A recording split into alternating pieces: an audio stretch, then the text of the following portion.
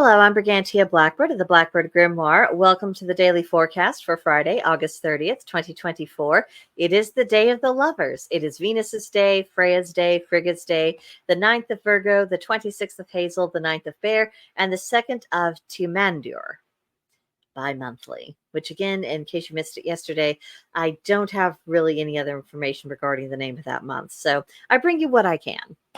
Now, for today's astrology, the sun is in Virgo, mutable earth, representing industry. The moon is fourth quarter Cancer, cardinal water, representing growth. Then at 10:24 a.m. Central Time, the moon goes void of course. And then at 12:09 p.m. Central Time, Leo, fixed fire, central ideas, that's where our moon will be. So we're going from this growth and just kind of somewhat chaotic type of free form energy, and then we'll be going into this idea of central ideas, what matters, what should be prioritized, what's the most important thing. So expect to have a little bit more focus this afternoon, and if you can schedule your workload to kind of accommodate this, you'll probably be more productive today. So that's just a throwaway tip there.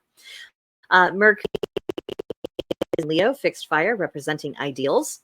Venus is in Libra, cardinal air, representing harmony. Mars is in Gemini, mutable air, which is to be pugnacious. Jupiter is in Gemini, mutable air, representing questing. Saturn is retrograding in Pisces, mutable water, which is to redefine dreams. Uranus is in Taurus, fixed earth, which represents renovation. Neptune is retrograding in Pisces, mutable water, representing spiritual awakening. And Pluto is retrograding in Aquarius, fixed air, which is to examine intentions. Now, the retrograde reminders. For Saturn, reclaim your authority. For Neptune, reclaim faith, joy, magic, and imagination. For Pluto, reclaim your ability to regenerate. And for Chiron, restore heroic spirit. Now, for our moon, we have a waning crescent, which means it is time to rest. We have a little bit of a grace period before we hit that new moon, so do make the most of it. Then for the Leo moon, do lead, do perform, do celebrate. Things to avoid would be depressing environments, unappreciative people, and detail work. So on this day of Venus, Venus has been released from Virgo. Yay. And is now restably, more comfortably in Libra. So if you've had a few weeks of just feeling kind of on edge, restricted, and just nothing feels quite right, now you can afford to relax a bit. So make the most of this and make the most of the Leo moon by going out, do something fun with your loved one. You're probably feeling a little bit overdue for that, to just kind of let some things go and just enjoy each other's company and just kind of leave some of the worries behind for tonight. Our tarot of the day is the Queen of Wands. Queens represent extroverted intuition. The suit of Wands is the emotional masculine, projective energy, fire element, and the will. And the keywords for the card itself are a very determined woman, hardworking, a desire to control, self-sufficient, and vitality. So all of this is communicating to me that we have the right energetic conditions for a bit of a glow up, whether you're trying out a new look that makes you feel really pretty today, or you're doing some work that brings you some recognition, or that people have noticed something about you, whatever it is, embrace your shine. You're not going to get a big head about it. Just take the moment of when you are actually being appreciative and let that build you up a little bit today. Now for today's Celtic triad. 3 things which bring dignity to a person: discretion in speech, contentment in the life they lead, and being peaceful amongst their neighbors. So it's about dignity, which means about having a higher standard for yourself and not acting as though you were brought up in a barn. We have so many examples of people who are behaving in the exact opposite fashion, where they have no dignity of any description. And I am detecting that within broader society, people are really losing their taste and they are losing their tolerance for that. So let's begin with discretion in speech. Essentially, this is not saying every single thing that pops into your head, not saying things in the worst possible way you could possibly say them. Learning to harness your tongue really does enhance your reputation, all the more so because of the contrast. There are so many people who probably say, "Oh, I just tell it like it is." Well, are you? Is putting something in the rudest possible way really telling it like it is? Is being unduly harsh really telling it like it is? Or is that just an excuse for behaving badly and not taking the effort to improve yourself? Certainly, there's a lack in dignity with how people say, they don't care what they come out with. And so we have an opportunity to hold ourselves to a higher standard. And then, as far as contentment with the life you lead, we have a lot of people, who are very materialistic.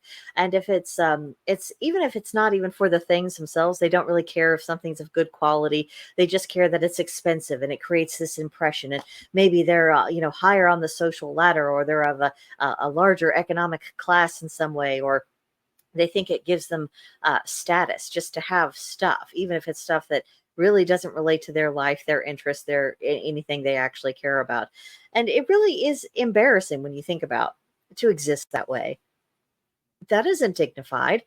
Trying to keep up with the Joneses, and it's one thing to invest in a quality piece that you will have for years and years, or something that's really useful, or something that is bringing great beauty to the home that you will keep forever and hand down to the kids and all of that stuff.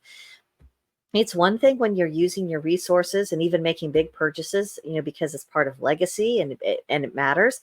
And it's another to just kind of try to chase after this. I want to impress everybody else. I mean, how that's pretty sad. I mean, and the more I think about it, the more sad and pathetic it really gets. I mean, that isn't exactly the aristocratic spirit. That isn't nobility. That isn't anything that might actually give someone status. It's just being a common social climber. Really gross. And moving along, there's a lot of dignity in making a choice to be peaceful amongst your neighbors, avoiding pointless contention. That goes a long way towards keeping a community healthy. And honestly, it's one thing to be at odds with your enemies. They're your enemies for a reason. And, if you can make peace, that's wonderful. But, we're not even taking it so far as saying, but how we need to go make peace. Well, sometimes it's our enemies who need to start making some peace with us. We aren't always the ones who have to make that first move. And we certainly shouldn't be the only ones making a move if both sides are actually serious about creating a new peace. But when we're in amongst our own groups, our friends, our family, people who are like-minded at us, as far as politics or social issues go, uh, there does seem to be a lot of infighting that's very fashionable these days, and it's not helping people achieve their overarching goals. And some of the people are just so short-sighted. They're on this purity death spiral that they think if someone isn't exactly the way they are, if they haven't embraced all of their own ideals, they cannot conceive of someone actually being an ally without taking on all of their worldview. And so it creates problems, it creates arguments, and it actually helps a person's enemies succeed. I'm pretty sick of it. Uh, there's a lot of commentators out there with much larger channels than I have or ever expect to have, who are forever sowing the seeds of discord amongst their own. And at a certain point, I'm just like, I don't think you actually want to attain the things that you advocate for. If you were, you wouldn't be beating up your own side when the time it comes to have a united front in order to achieve an overarching goals. And you wouldn't necessarily be airing all of your dirty laundry in public all of the time. You would be settling things quietly, more privately. You wouldn't be trying to grift and get attention and money from beating up on somebody else. You wouldn't be creating further problems amongst your own groups. So I'm sick of people like that. I am not rewarding them with my attention anymore. I am instead focusing on people who actually have a more of a big picture view of saying, we actually want to preserve our society. We want to have some good things happen. If people are willing to work and they have kind of that same general vision, those are our friends, and we don't need to constantly pick on them. That's where I'm at. So there you go. Today's magical correspondences deal with the theme of protection. The color is white. The plant is the chrysanthemum. The animal is the horse. And the horse is a correspondence specifically for protection against the abuse of power. A very handy ally to have these days. And the crystal is the quartz. And all of these things are fairly common. Most of us can find something white to incorporate into a spell. Chrysanthemums, of course, are coming out in full force in the stores this year. Horses, well, we may not be in a rural area, but, we can certainly always contact a horse spirit if we meditate long enough. And of course, crystals, they are the most common stone by far. You can use all of these things to enhance your personal protection. It's not expensive. You can get a hold of them very quickly, and it's readily available. So the only thing that is really stopping you is you. So once you get past that hurdle, you can get some things done and feel a bit more comfortable. So for today's practice, you might burn some sandalwood incense, study the Hermetic principle of cause and effect. We have so many examples. I mean, really just take your pick. Having a little bit more recognition of that cause and effect continues to exist, even if people ignore the consequences. That is very much to a person's benefit.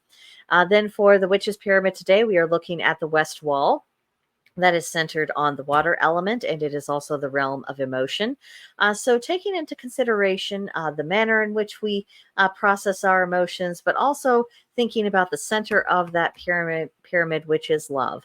It it can be very hard to be finding that love within us all of the time, especially if we've been in difficult situations and maybe we feel constantly provoked. Not very fun, but still, if we can get past that and get back to, okay, this is what matters, this is what I am for, you will find yourself having much stronger magic because once you're against something, you're already trying to put a limitation on something, and that's limiting the energy because it's job is do is essentially to remove an obstacle or destroy something that is very damaging.